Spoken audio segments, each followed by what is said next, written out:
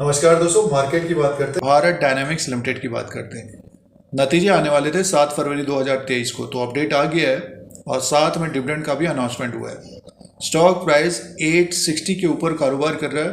तो नतीजों को सबसे पहले चेक करते हैं। भारत डायनामिक्स लिमिटेड की बात करें, पीएसयू कंपनी है, डिफेंस सेक्टर के लिए कारोबार करती है।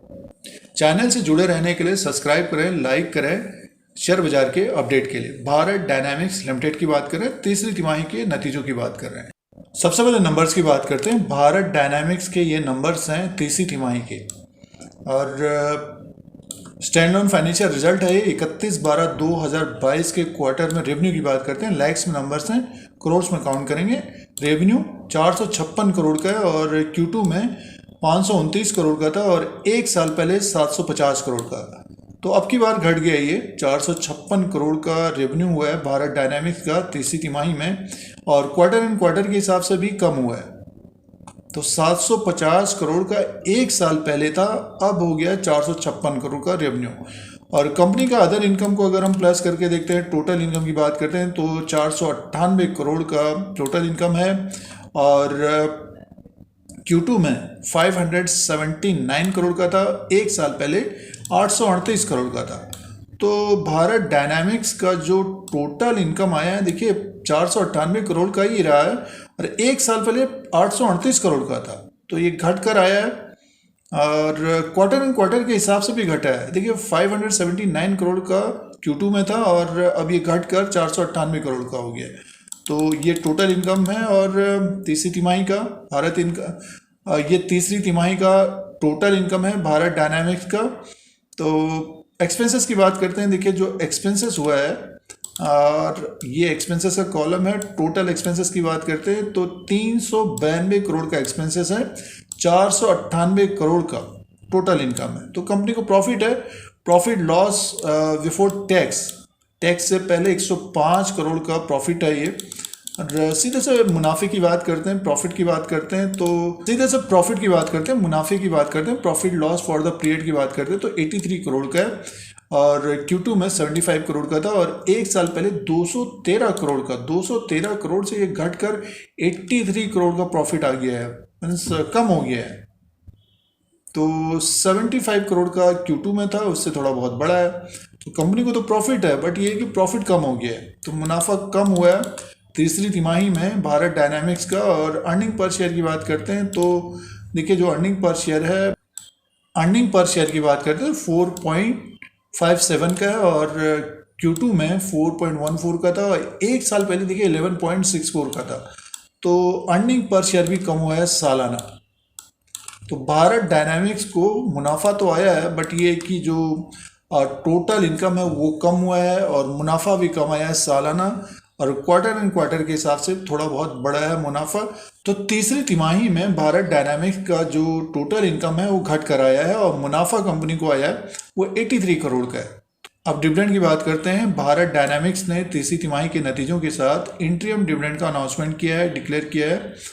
8 रुपया 15 पैसा पर इक्विटी शेयर के हिसाब से डिविडेंड का अनाउंसमेंट किया है और इसका जो रिकॉर्ड डेट है ये 20 फरवरी 2023, रिकॉर्ड डेट 20 फरवरी 2023 है। इसी के अनुसार निवेशकों को डिविडेंड मिलेगा, शेयरधारकों को डिविडेंड मिलेगा 8 रुपया 15 पैसा पर इक्विटी शेयर के हिसाब से।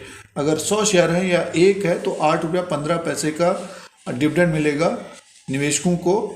रिकॉर्ड डेट 20 फरवरी 2023 है। अब दोस्तों शेयर प्राइस की बात करते हैं। भारत डायनामिक्स लिमिटेड का ये एक साल का ग्राफ है, चार्ट है। स्टॉक प्राइस 873 में है 7 फरवरी 2023 को, और पूरे साल भर की बात करते हैं तो 78% का रिटर्न दिया निवेशकों को। पिछले साल जिन्होंने लिया, देखिए 406 का लो था, 52 1026, तो ज़बरदस्त तेजी रही सालाना।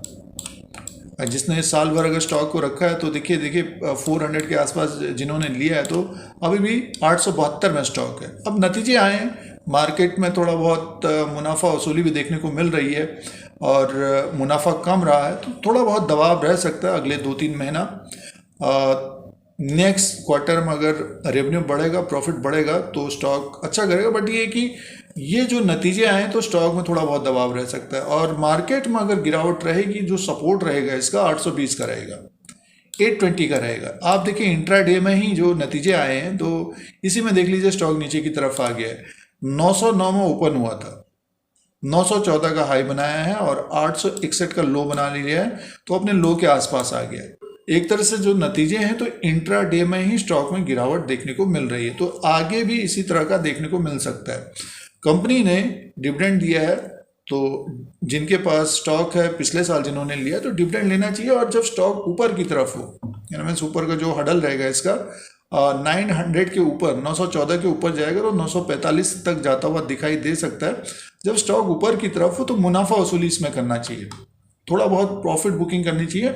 और स्टॉक जब 820 के नीचे आए, यानी मीन्स अगर स्टॉक नीचे की तरफ दिखता है मार्केट में, अगर गिरावट होगी तो भारत डायनामिक्स लिमिटेड का भी स्टॉक नीचे की तरफ आता हुआ दिखाई दे सकता है, क्योंकि प्रॉफिट में बैठे हुए निवेशक, तो तब इसको देखना चाहिए। तो इस तरह की रणनीति कर सकते हैं अगर भारत डायनामिक्स लिमिटेड में निवेश किया है या फिर ट्रेडिंग कर रहे हैं, तो ये हमारी रणनीति रह सकती है भारत डायनामिक्स लिमिटेड में। और कंपनी ने 8 रुपया 15 पैसे का डिविडेंड भी दिया है, तो डिविडेंड भी मिलेगा निवेशकों को। तो ये जब स्टॉक ऊपर की तरफ हो तो मुनाफा वसूली थोड़ा बहुत करना चाहिए, और नीचे की तरफ डिफेंस सेक्टर में अगर निवेश करना है तो भारत डायनामिक लिमिटेड को देखना चाहिए। जो चार्ट है उसके अनुसार एनालिसिस है, और तीसरी तिमाही के जो नतीजे आए थे उसका अपडेट था। शेयर धारकों को, निवेशकों को डिविडेंड भी दिया गया है, रिकॉर्ड डेट के अनुसार डिविडेंड मिलेगा। हमारे चैनल धीरज सिंह के स्टॉक्स पर बने रहने के लिए सब्सक्राइब, लाइक, शेयर करें, कमेंट करें। धन्यवाद।